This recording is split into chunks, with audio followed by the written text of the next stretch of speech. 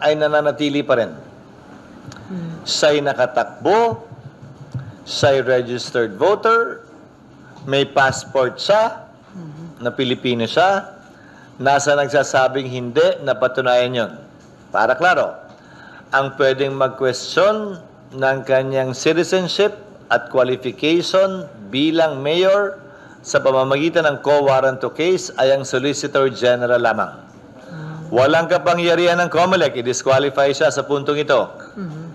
Kung isususpindi man siya ng DILG, hindi ko alam kung anong rason. Baka sabihin nila, tingin nila hindi siya citizen, so dapat may basihan doon. May basihan din yun. So sir, nasa kami Kung babalik tanawan ninyo, di ba sabi hindi daw kilala yung nanay? Ay, nanay. Chinese yung tatay. But if you remember the case of Senator Grace Poe, it was a decision of the Supreme Court about being a foundling. Sa kaso ni Senator Poe, hindi nga kilala yung nanay at tatay, di ba? That's why foundling. And she was adopted by her adoptive parents, Fernando Poe Jr. and Susan Rosas. But the Supreme Court declared presumptively that she is a citizen. Kasi hindi mo pwedeng i-deprive ng citizenship ang bata. Di ba? Yun ang sabi nila. So by analogy, ito may passport pa nga eh. Si Senator Grace, ginamit din namin rason yun sa kaso. May passport, may ID, may license, may ganun. So, patunayan yung hindi. Hindi pwedeng, hindi namin alam kung sino, kaya siguro Amerikano yan. Hindi namin alam kung sino yung nanay, yung tatay, Chinese, o Chinese siguro yan. There's a basic principle in law. He who alleges must prove the same. Yung nag-allege na hindi, dapat patunayan. Kung mapatunayan, hindi dapat tanggalin. Kasi may mga... Kasi yesterday, si Senator Legarda was telling Mayor Go not to convince everybody that she's a Filipino. So you're saying it should be the other way around. The people accusing her should convince everybody that she is not a Filipino. Let me say it this way. The burden of proof is on those saying she's not. Kaya kasi nga, gaya ng sabi ng COMELEC, ministerial ang pagtanggap ng Certificate of Candidacy. In fact, di sila pwede mag-disqualify. Kasi pag pinayagan mo ang COMELEC mag-disqualify, edi pag may hindi gusto ang administrasyon, di-disqualify nila. So, tama lang naman yun. Sa punto ito, nanalo na, proklamado na, ang bolay nasa kamay na ng Solicitor General. Mag-hain ng co-warrant to petition sa korte, questioning her citizenship, questioning her qualifications, and prove in court that she's not qualified. That's all I'm saying. But the DILG can suspend her dahil ang requirement ng administrative case laban sa isang mayor ay preponderance of evidence lang o mas mababang uri ng ebidensya kumpara sa ebidensyang dapat ibigay kaugnay sa pagbabaliktad ng pagiging Pilipino ni naman. Pero sir, ang main issue pa rin kay Mayor Go yung kanyang involvement sa POGO operation at ilang mga questionable business. Gaya ng nasabi ni Pangulong Marcos, di ba? Ni-raid na nga nila. Ang palagi ko lang tanong, sa dami ng nire-raid, bakit ba wala akong nakikitang nahuhuli? Bakit wala akong nakikitang nakakasuhan at nakukulong? Kung may ginawang krimen talaga yung mga yan, bakit deportation lang ang solusyon? Bakit walang kaso? Asan yung criminal case? May nagpapatakas daw. Ang punto ko nga, illegal ka mo. Di ba? Bakit puro deportation ang dulo, walang kasong sinasampa dito para may makulong? So kung meron man, sampahan ng kaso. Kung illegal na po yun, may kinalaman siya, dapat din sampahan ng kaso. At marahil, yun ang mas malakas na kaso para suspindihin siya, preventive suspension man lang, kesa yung citizenship na dapat ihain ng Solicitor General's Office. Okay. Nympha. Yun nga, walang nahuhuling malaking tao kasi sinasabi nakakatakas and all, using a helicopter. Sa tingin nyo, bakit ganun? Saan nagkukulang? Ewan ko, sila tanongin nyo. Halimbawa, maraming ni-raid ang police at Bureau of Customs na nag-hoarding daw ng bigas. May nakita ba kayong kinasinampahan ng kaso maliban sa paghuli sa pahinante, sa budigero? Na maliwanag na hindi naman sila may-ari nun. Even sa drugs, sir. Sa droga, ganun din. Yung driver lang, yung nagatid lang ng kotse, nag-drive ng kotse, asan? Palagi kong sinasabi, hindi naman pwedeng may crime pero walang criminal. Dapat sabay yun. Sir, meron bang, dahil kayo legislators, ano bang pwedeng gawing batas dyan para masiguro na merong mahuhuli o policy na ito, sir? Hindi yata kami pwede magpasa ng batas na gawin nyo yung trabaho nyo eh. Ang napasa na naming batas ay pag hindi nyo ginawa, merong kapalit na kaso o parusa. Either under the Administrative Code, Code of Ethical Standards, or under the Anti-Graft Law. Ang pwede lang maisa batas ay yung parusa kapag lumabag kayo sa tungkulin nyo. Pero kahit anong batas, siguro ipasa namin na gawin nyo yung tungkulin nyo. Hindi ubra maliban na lang kung may penalty at mahuhuli. So sa Pogo SPI, sino ang dapat tumutok doon para masiguro na may makakasuhan like sa Bamban, Tarlac, and all the other Pogos? Lahat sila dapat magkasundo at imbis na nagdedebate sila sa hearing, magkasundo dapat sila. Ang PAGCOR na nangangasiwa dito, di ba? Ang DILG at ang law enforcement, DOJ at law enforcement agencies natin. Minsan nga nagdedebate at nagtatalo pa ang NBI at ang PNP at ang AFP tungkol sa bagay na yan eh. Bakit? Hindi ko alam, pero sana, I hope they will get their acts together.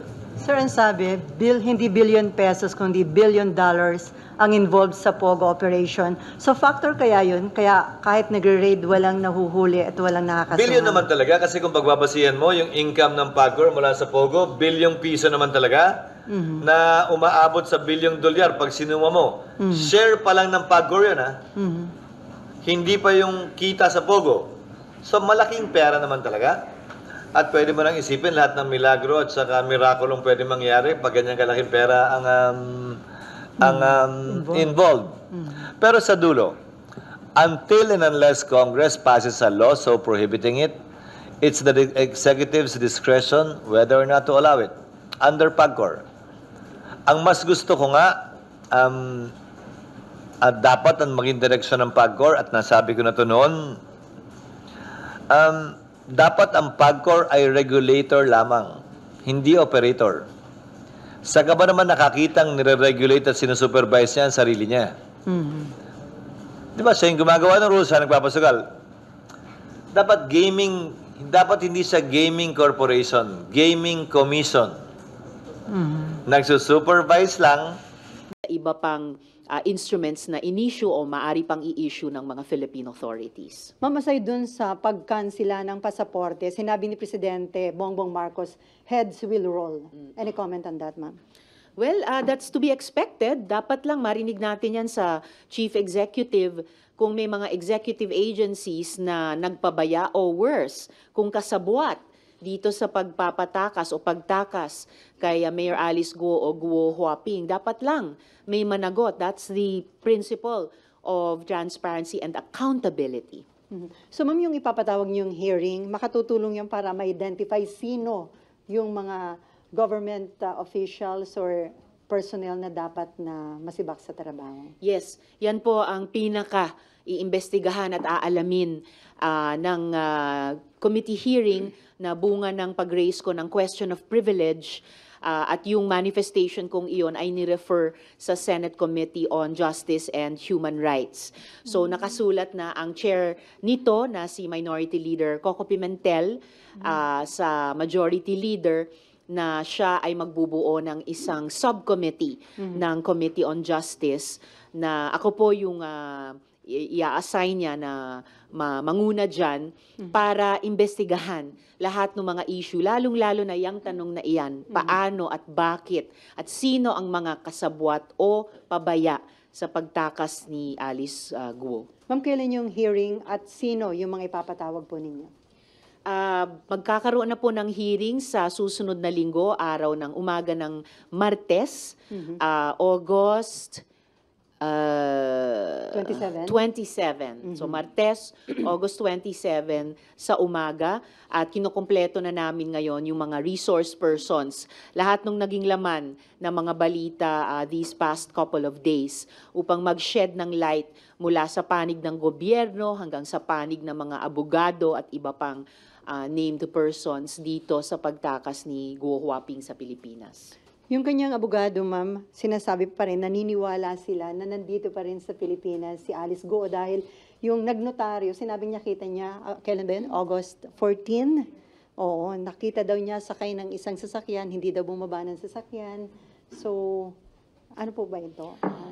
Sabi nila naniniwala sila na nandito pa si Guo Huaping.